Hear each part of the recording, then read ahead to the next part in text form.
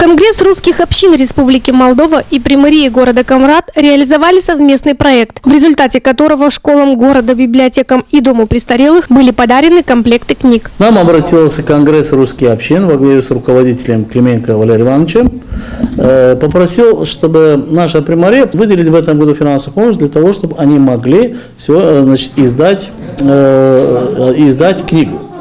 Но мы пошли в другом направлении. Финансовой помощи Примарии в этом году практически нету. И мы договорились, что мы у них купим книги для наших школ, для нашей библиотеки детской и для Дома престарелых. Примарией города Камрад было приобретено 7 комплектов книг. В каждом комплекте от 50 до 70 книг русской литературы различного жанра. По мнению директоров школ и библиотеки, данный презент очень ценен для их школ. Сегодня наша библиотека и библиотеки школ пополнят свои фонды той литературой, которая еще не появлялась у нас на полках. Это очень интересные книги. И я думаю, что они займут достойное место на полках, и они будут доступны для читателей, и каждый читатель нашего города сможет их взять и пользоваться этими книгами. Огромное спасибо.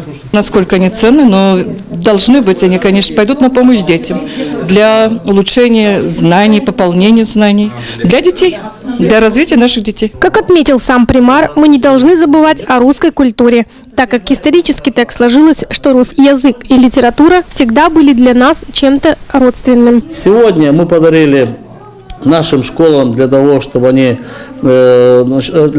русская литература была в школьных библиотеках.